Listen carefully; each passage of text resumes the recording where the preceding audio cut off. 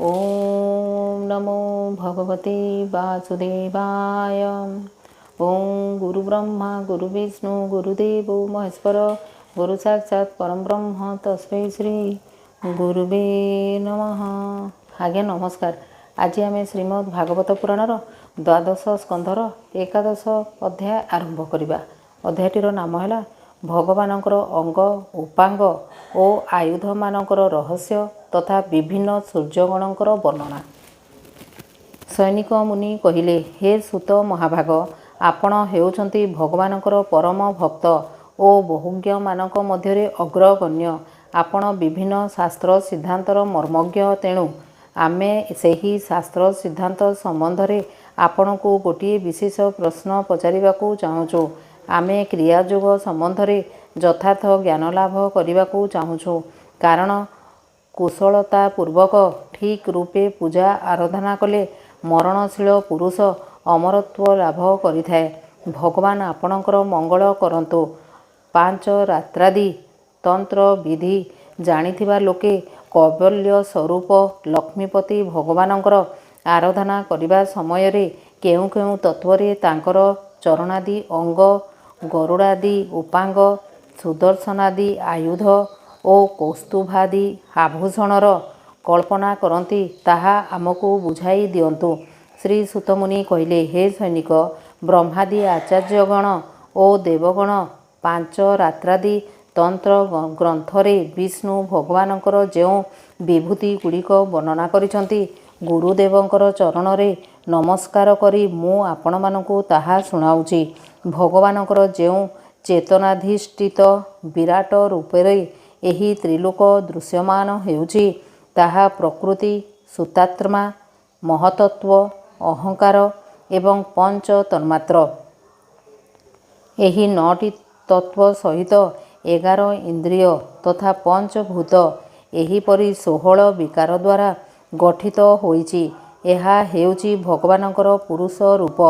पृथ्वी हेउछि एही विराट रूपर चरण, स्वर्ग हेउछि मस्तक, अंतरिक्ष नाभि, सूर्य नेत्र, वायु नासिका एवं दिगमाने हेउछंती कर्ण। प्रजापति हेउछंती विराट रूपर लिंग, मृत्यु मलद्वार, लोकपाल माने विभिन्न भुज, चंद्रमा मन एवं यमराजा हेउछंती भ्रुकुटी।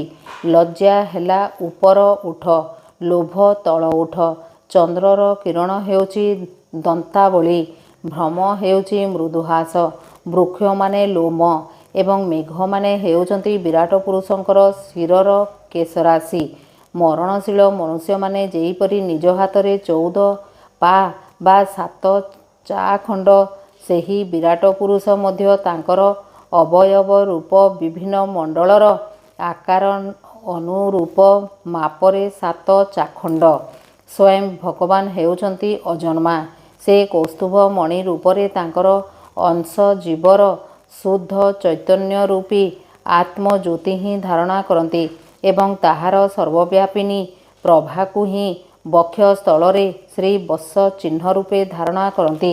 से तांकर सत्वादि गुण समन्वित माया को वनमाला रूपे, वेद को पीताम्बर रूपे तथा अयुक्त उ युक्त म एही 3 मात्रा युक्त प्रवण को ओमकार को यज्ञ पवित्र रूपरे धारणा करती।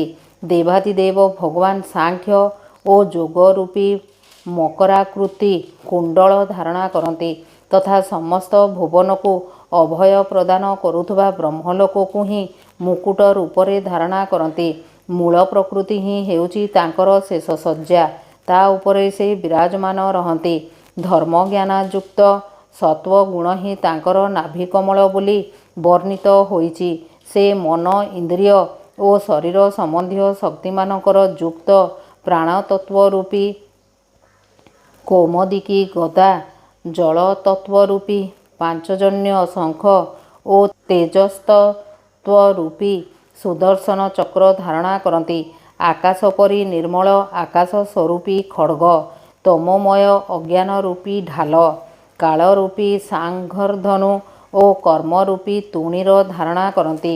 इंद्रिय मानंकु ही भगवानଙ୍କର शरीर रूपरे वर्णना करा जायछि, କ୍ରିୟାଶକ୍ତି ଯୁକ୍ତ ମନ ହେଉଛି ରଥ ଏବଂ ତନ୍ମାତ୍ରମାନେ ହେଉଛନ୍ତି ରଥର ବାହାର ଭାଗ।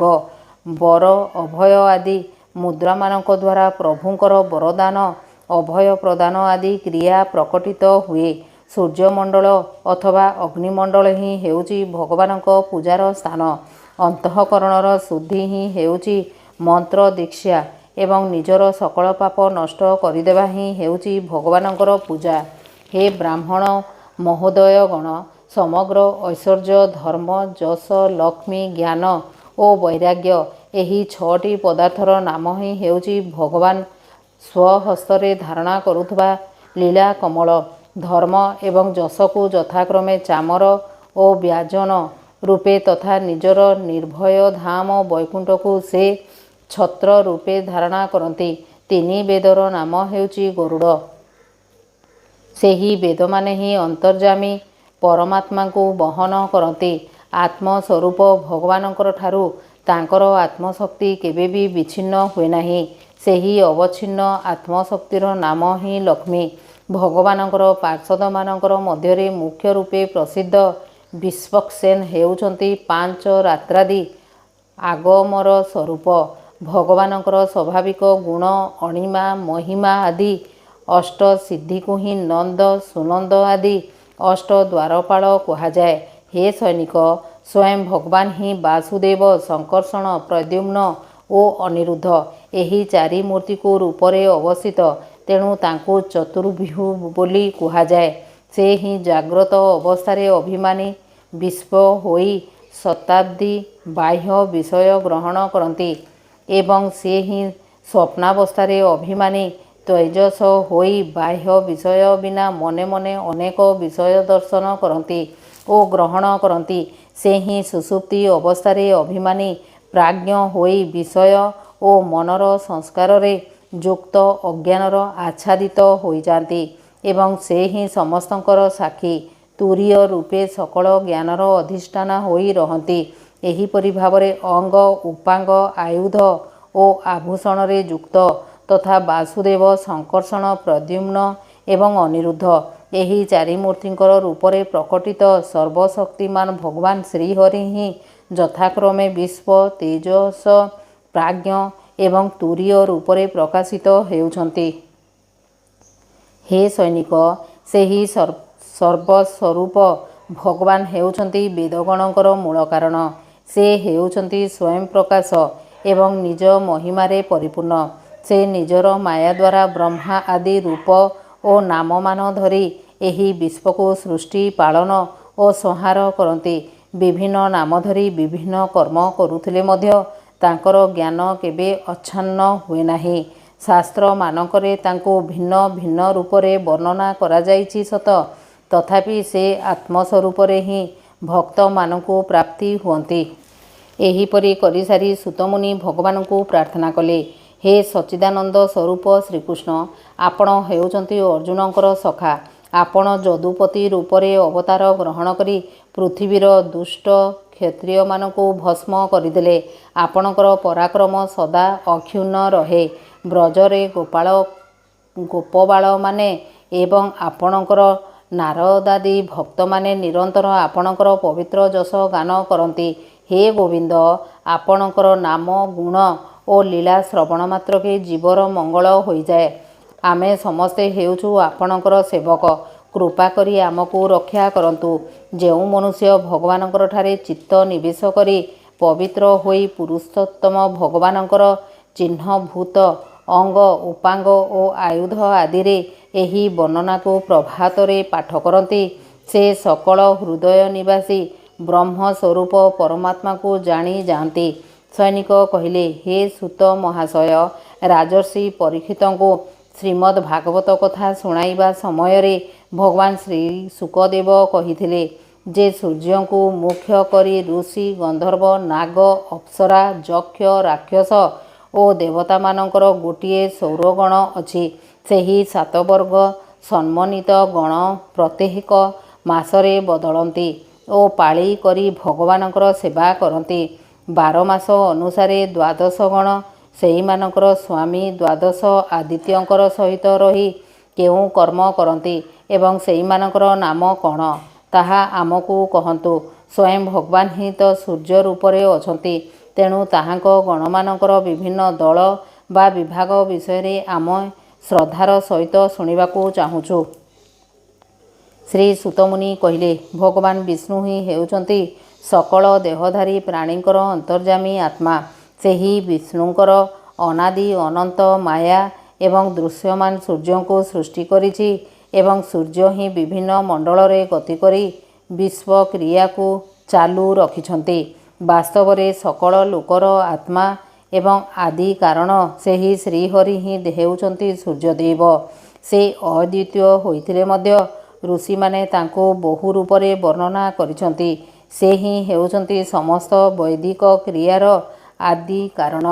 ହେ ସୈନିକ, ଭଗବାନଙ୍କର ଅନାଦି ମାୟା ହେତୁ ଶ୍ରୀହରିଙ୍କୁ କାଳ ଦେଶ ଯଜ୍ଞାଦି କ୍ରିୟା କର୍ତ୍ତା ସ୍ତୁବ ଆଦି କରଣ ଯଗାଦି କର୍ମ ବେଦ ମନ୍ତ୍ରାଦି ଧାନ୍ୟାଦି ସାକାଲ୍ୟ ଦ୍ରବ୍ୟ ଏବଂ ସ୍ୱର୍ଗାଦି ଫଳ ଏହିପରି ନଅଟି ନାମରେ ଉଲ୍ଲେଖ କରାଯାଏ। ଜଗତକୁ ସଞ୍ଚାଳିତ କରିବା ନିମନ୍ତେ ସୂର୍ଯ୍ୟରୂପୀ ଭଗବାନ ନିଜର ଭିନ୍ନ ଭିନ୍ନ ଦ୍ୱାଦଶ ଗଣବର୍ଗଙ୍କର ସହିତ ଚୈତ୍ରାଦି ଦ୍ୱାଦଶ ମାସରେ ନିଜର ନିର୍ଦ୍ଦିଷ୍ଟ ପଥରେ ସଞ୍ଚାର କରନ୍ତି। ଧାତା ନାମକ ସୂର୍ଯ୍ୟ, କୃତସ୍ଥଳୀ ନାମ୍ନୀ ଅପ୍ସରା, ହେତି ରାକ୍ଷସ, ବାସୁକୀ ସର୍ପ, ରଥକୃତ ଯକ୍ଷ, ପୁଲସ୍ତ୍ୟ ଋଷି ଓ ତୁମ୍ବୁରୁ ଗନ୍ଧର୍ବ ଏହି 7 ଜଣ ଚୈତ୍ର ମାସରେ ନିଜ ନିଜ କାର୍ଯ୍ୟ ସମ୍ପାଦନ କରନ୍ତି। ଅର୍ଜ୍ୟମା ନାମକ ସୂର୍ଯ୍ୟ, ପୁଲହ ଋଷି, ଅଥୋର୍ଜା ଯକ୍ଷ, ପ୍ରହେତି ରାକ୍ଷସ, ପୁଞ୍ଜି କସ୍ଥଳୀ ଅପ୍ସରା, ନାରଦ ଗନ୍ଧର୍ବ ଓ କଚ୍ଛନୀର ସର୍ପ ଏହି 7 ଜଣ ହେଉଛନ୍ତି ବୈଶାଖ ମାସର କାର୍ଯ୍ୟନିର୍ବାହକ। ମିତ୍ର ନାମକ ସୂର୍ଯ୍ୟ, ଅତ୍ରି ଋଷି, ପୌରୁଷେୟ ରାକ୍ଷସ, ତକ୍ଷକ ସର୍ପ, ମେନକା ଅପ୍ସରା, ହାହା ଗନ୍ଧର୍ବ ଓ ରଥସ୍ୱନ ଯକ୍ଷ ଏଇମାନେ ହେଉଛନ୍ତି ଜ୍ୟେଷ୍ଠ ମାସର କାର୍ଯ୍ୟନିର୍ବାହକ। ବରୁଣ ନାମକ ସୂର୍ଯ୍ୟ, ବୈଶିଷ୍ଠ ଋଷି, ରମ୍ଭା ଅପ୍ସରା, ସହଜନ୍ୟ ଯକ୍ଷ, ହୁହୁ ଗନ୍ଧର୍ବ, ଶୁକ୍ର ନାଗ ଓ ଚିତ୍ରସ୍ୱନ ରାକ୍ଷସ ଏଇମାନେ ଆଷାଢ଼ ମାସର କାର୍ଯ୍ୟନିର୍ବାହ କରନ୍ତି। ଶ୍ରାବଣ ମାସ ହେଉଛି ଇନ୍ଦ୍ର ନାମକ ସୂର୍ଯ୍ୟଙ୍କର କାର୍ଯ୍ୟକାଳ। ତାଙ୍କ ସହିତ ବିଶ୍ୱାବସୁ ଗନ୍ଧର୍ବ, ଶ୍ରୋତାଯକ୍ଷ, ଇଳାପତ୍ର ନାଗ, ଅଙ୍ଗିରା ଋଷି, ପ୍ରମୂଳୋଚା ଅପ୍ସରା ଏବଂ ବର୍ଝା ନାମକ ରାକ୍ଷସ ନିଜ ନିଜ କାର୍ଯ୍ୟ ସମ୍ପାଦନ କରନ୍ତି। ଭାଦ୍ରବ ମାସର ସୂର୍ଯ୍ୟଙ୍କର ନାମ ବିବସ୍ୱାନ। ତାଙ୍କ ସହିତ ଉଗ୍ରସେନ ଗନ୍ଧର୍ବ, ବ୍ୟାଘ୍ର ରାକ୍ଷସ, ଆସାରଣ ଯକ୍ଷ, ଭୃଗୁ ଋଷି, ଅନୁମ୍ଳୋଚା ଅପ୍ସରା ଓ ଶଙ୍ଖପାଳ ନାଗ ରହନ୍ତି। ହେ ସୈନିକ, ମାଘ ମାସରେ ପୂଷା ନାମକ ସୂର୍ଯ୍ୟ ରହନ୍ତି। ତାଙ୍କ ସହିତ ଧନଞ୍ଜୟ ନାଗ, ବାତ ରାକ୍ଷସ, ସୁଷେଣ ଗନ୍ଧର୍ବ, ସୁରୁଚି ଯକ୍ଷ, ଘୃତାଚି ଅପ୍ସରା ଓ ଗୌତମ ଋଷି ରହନ୍ତି। ଫାଲ୍ଗୁନ ମାସରେ କାର୍ଯ୍ୟକାଳ ହେଉଛି ପୂଜନ୍ୟ ନାମକ ସୂର୍ଯ୍ୟଙ୍କର। ତାଙ୍କ ସହିତ କ୍ରତୁ ଯକ୍ଷ, ବର୍ଚା ରାକ୍ଷସ, ଭରଦ୍ୱାଜ ଋଷି, ସେନଜିତ ଅପ୍ସରା, ବିଶ୍ୱ ଗନ୍ଧର୍ବ ଓ ଏରାବତ ସର୍ପ ରହିଥାନ୍ତି। ମାର୍ଗଶିର ମାସରେ ସୂର୍ଯ୍ୟଙ୍କର ନାମ ଅଂଶୁ। ତାଙ୍କ ସହିତ କଶ୍ୟପ ଋଷି, ତାର୍ଯ୍ୟ ଯକ୍ଷ, ଶ୍ରୁତସେନ ଗନ୍ଧର୍ବ, ଉର୍ବଶୀ ଅପ୍ସରା, ବିଦ୍ୟୁଚ୍ଚତୃ ରାକ୍ଷସ ଓ ମହାଶଙ୍ଖ ନାଗ ରହିଥାନ୍ତି। ପୌଷ ମାସରେ ଭଗ ନାମକ ସୂର୍ଯ୍ୟଙ୍କର ସହିତ ସ୍ଫୁର୍ଜ ରାକ୍ଷସ, ଅରିଷ୍ଟନେମି ଗନ୍ଧର୍ବ, ଉର୍ଣ୍ଣ ଯକ୍ଷ, ଆୟୁ ଋଷି, ପୂର୍ବଚିତ୍ତି ଅପ୍ସରା ଓ କାର୍କୋଟକ ନାଗ ରହିଥାନ୍ତି। ଆଶ୍ୱିନ ମାସଟି ହେଉଛି ତ୍ରଷ୍ଟା ସୂର୍ଯ୍ୟ। ଯମଦଗ୍ନି ଋଷି, କମ୍ବଳ ନାଗ, ତଳୋତ୍ତମା ଅପ୍ସରା, ବ୍ରହ୍ମାପେତ ରାକ୍ଷସ, ଶତଜିତ୍ ଯକ୍ଷ ଓ ଧୃତରାଷ୍ଟ୍ର ଗନ୍ଧର୍ବଙ୍କର କାର୍ଯ୍ୟକାଳ। କାର୍ତ୍ତିକରେ ବିଷ୍ଣୁ ନାମକ ସୂର୍ଯ୍ୟଙ୍କର ସହିତ ଅଶ୍ୱତର ନାଗ, ରମ୍ଭା ଅପ୍ସରା, ସୂର୍ଯ୍ୟବର୍ଚ୍ଛା ଗନ୍ଧର୍ବ, ସତ୍ୟଜିତ୍ ଯକ୍ଷ, ବିଶ୍ୱାମିତ୍ର ଋଷି ଓ ମଖାପେତ ରାକ୍ଷସ ନିଜ ନିଜର କାର୍ଯ୍ୟ ସମ୍ପନ୍ନ କରନ୍ତି। ହେ ସୈନିକ, ଏଇମାନେ ସମସ୍ତେ ହେଉଛନ୍ତି ସୂର୍ଯ୍ୟରୂପ ଭଗବାନଙ୍କର ବିଭୂତି। ଯେଉଁ ଲୋକ ପ୍ରତ୍ୟହ ସକାଳ ଓ ସନ୍ଧ୍ୟାରେ ଏହିମାନଙ୍କୁ ସ୍ମରଣ କରନ୍ତି ତାହାଙ୍କର ସକଳ ପାପ ନଷ୍ଟ ହୋଇଯାଏ। ଏହି ସୂର୍ଯ୍ୟଦେବ ନିଜର ଗଣମାନଙ୍କ ସହିତ 12 ମାସ ସର୍ବତ୍ର ବିଚରଣ କରିଚାଲନ୍ତି ଏବଂ ଇହଲୋକ ତଥା ପରଲୋକରେ ବିବେକ ବୁଦ୍ଧି ବିସ୍ତାର କରନ୍ତି। ସୂର୍ଯ୍ୟ ଭଗବାନଙ୍କର ଗଣମାନଙ୍କର ମଧ୍ୟରେ ଋଷିମାନେ ସୂର୍ଯ୍ୟ ସମ୍ବନ୍ଧୀୟ ଋଗ୍ବେଦ, ଯଜୁର୍ବେଦ ଓ ସାମବେଦର ମନ୍ତ୍ର ଦ୍ୱାରା ସୂର୍ଯ୍ୟଙ୍କୁ ସ୍ତୁତି କରନ୍ତି ଏବଂ ଗନ୍ଧର୍ବମାନେ ସୂର୍ଯ୍ୟଙ୍କର ସୁଯଶ ଗାନ କରନ୍ତି। ଅପ୍ସରାମାନେ ଆଗରେ ନୃତ୍ୟ କରି କରି ଚାଲନ୍ତି। ନାଗଗଣ ସୂର୍ଯ୍ୟଙ୍କର ରଥକୁ ଦଉଡ଼ି ପରି ହୋଇ ବାନ୍ଧି ରଖନ୍ତି। ଯକ୍ଷମାନେ ରଥକୁ ସଜାଇ ସୁନ୍ଦର କରନ୍ତି ଏବଂ ବଳବାନ ରାକ୍ଷସମାନେ ରଥକୁ ପଛରୁ ଠେଲନ୍ତି। ଏହିମାନଙ୍କର ଛଡ଼ା ବାଲଖିଲ୍ୟ ନାମକ 60,000 ନିର୍ମଳ ସ୍ୱଭାବର ବ୍ରହ୍ମର୍ଷି ସୂର୍ଯ୍ୟଙ୍କ ଆଡ଼କୁ ମୁହଁ କରି ତାଙ୍କ ଆଗେ ଆଗେ ସ୍ତୁତି କରି କରି ଚାଲନ୍ତି। ଏହିପରି ଭାବରେ ଅନାଦି ଅନନ୍ତ ଅଜନ୍ମା ଭଗବାନ ଶ୍ରୀହରି ହିଁ ପ୍ରତି କଳ୍ପରେ ନିଜ ସ୍ୱରୂପକୁ ବିଭକ୍ତ କରି ଲୋକମାନଙ୍କୁ ପାଳନ ପୋଷଣ କରନ୍ତି। ଇତି ଶ୍ରୀମଦ୍ ଭାଗବତେ ମହାପୁରାଣେ ପରମହଂସ ସଂହିତାଏ ଦ୍ୱାଦଶ ସ୍କନ୍ଧେ ଏକାଦଶ ଅଧ୍ୟାୟ ସମାପ୍ତ ହେଲା। ହରି ଓಂ ତତ୍ସତ୍।